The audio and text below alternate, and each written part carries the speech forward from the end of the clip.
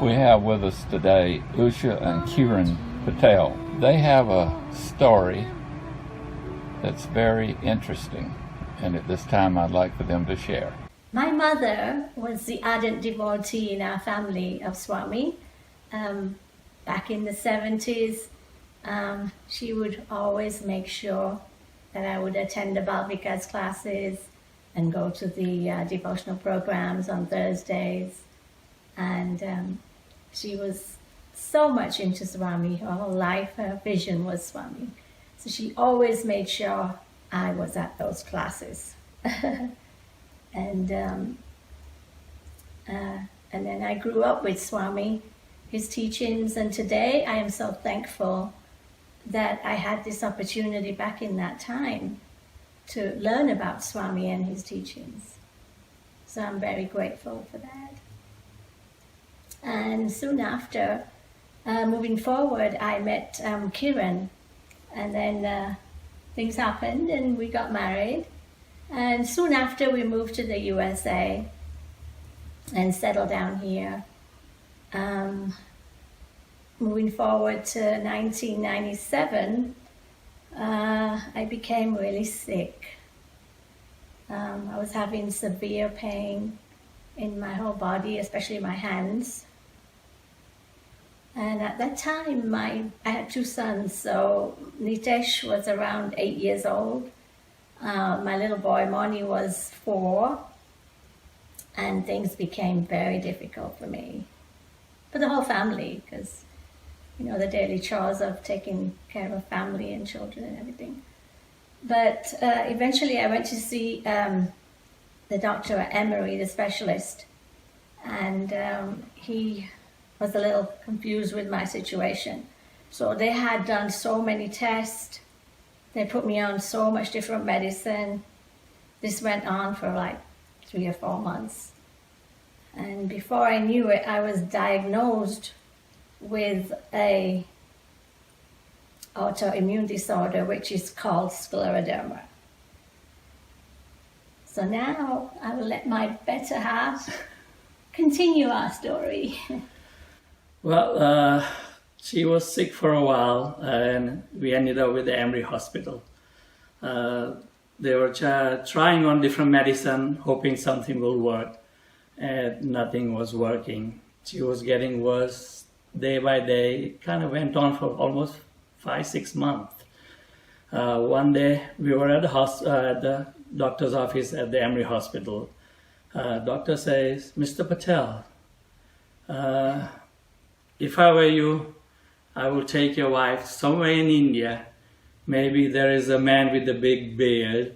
He may be able to help you, but for your wife, we don't have anything we can help with, Another news that I can have to tell you is that your wife probably has 1 year or maybe 2 years that she'll be able to live, because her condition is getting worse very, very frequently, and this is going to happen. So now you have to bring her more often, so we can do more often tests very regularly and see what's going on with her body." So that's not the news that we were really expecting, especially when my boys were 4 and 8 years old. We cried for many days looking for answers. And obviously, there was a time of our life that we never expected that will ever come in our lives. But it came, and then one day I asked Usha, "What would be your last wish, that you really want to do something?" She said, "Please take me to see Swami, and whatever he decides for me, I will accept." I said, "Where is that?" She said, "Prasantiniliam." I said, where is Prasantiniliam?" She said, "It's near Bangalore." I said, "Okay, sure, why not? I will take you." So we were planning to go there. Meantime, my brother, he's a very good friend with Mr. Sunil Gavaskar, the famous cricketer. He came to Boston sometime in November. And they were talking, and Mr. Gavaskar was asking my brother, when are you planning to come to India? And my brother said, well, we want to come probably in December, and we want to go to Bangalore and Uti and Mysore and sightseeing, and also go to Prasanthi as well, because my sister-in-law wants to go Prasanthi. So he says, well, I'm also Baba's devotee, and I'm planning a cricket match between India and rest of the world, which is going to be somewhere end of December, so why don't you plan so you can attend both? So my brother was really happy to go to Prasanthi, because we were non-devotees, we never knew what Swami was, only Usha was the only Baba's devotees, and we had no idea what Swami was, where he was. So the trip was planned. We landed on the Bangalore. There was taxi waiting for us. Then he asked the taxi driver, are you the guest of Mr. Sunil Gavaskar? Which was surely was the music to my ears, that we were the guests of the Sunil Gavaskar. So then we reached Prasanthi Nilayam. They took us to Santi Bhavan, which is Swami's residence used for VIP guests. So on that day, we were VIP guests. All the cricketers were staying in the guest house, and that's where we ended up staying there. So I'd say, if you want to go have a darshan today, there's still a chance. So Usha jumped with the joy. Oh, yes, yes, yes. I want to go and have a darshan. So we left for the darshan. We were walking behind the Sevadal. There was a Rama statue was right, and we went past the gate, looking towards the left. There were all the gents looking towards the right, all the ladies. There were so many people. Were standing outside, and there wasn't enough space in the ashram because of the cricket game. So everybody was seated. Swami was in the interview room. We were walking with our tourist clothes, very colorful t-shirts, pants, and I said, oh my God, this is embarrassing. But, we followed the Sevadal all the way to veranda, where all the cricketers were already seated. Swami was in the interview room. Afterwards, Swami came out. He was walking, then he came close to me. He looked at me, and I took his Padanamaskar. He was saying to me, oh, you finally made it. That's what the message I got from the Swami's look. And the darshan was over. The next day, we went for darshan. Swami had planned for some of the cricketers. And afternoon, he had interview for more cricketers. So next morning was January 1st. In the morning, Swami gave discourse. And then afternoon was going to be our last darshan. Swami came towards the ladies' side, and my sister-in-law said, Swami, we are leaving today. So he looked and walked away a little bit, and then made a U-turn, and he came back and he asked, how many people? She said 9. And then Swami said, you go. And we were sitting on veranda, so we was watching all this happening. I see all the ladies were walking through behind Swami, coming towards veranda. And I see Usha, she was full of tears, non-stop crying. They came to the veranda and sat down.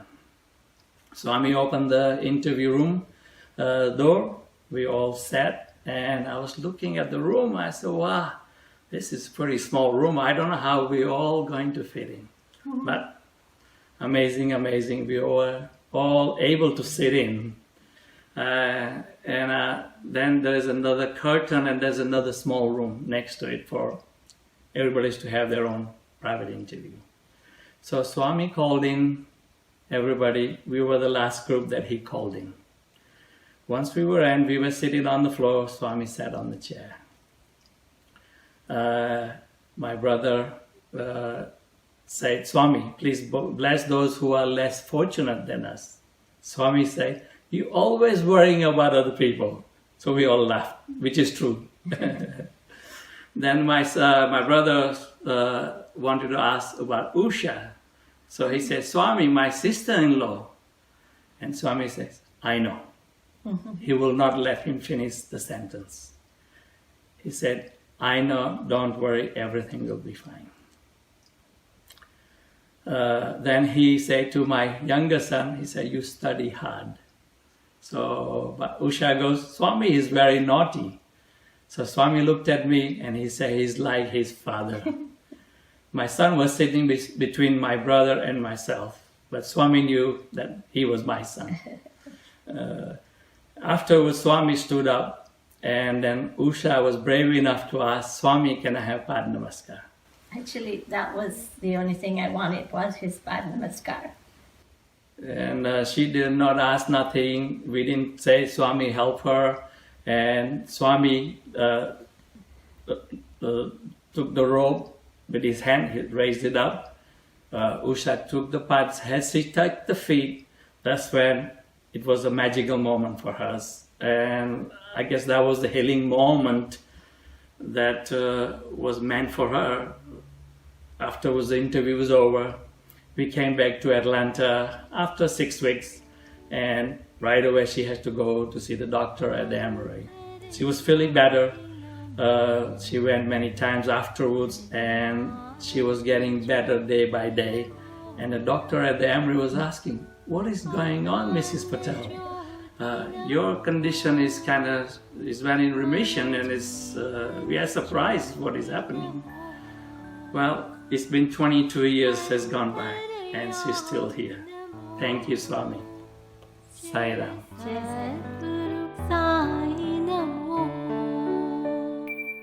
Jai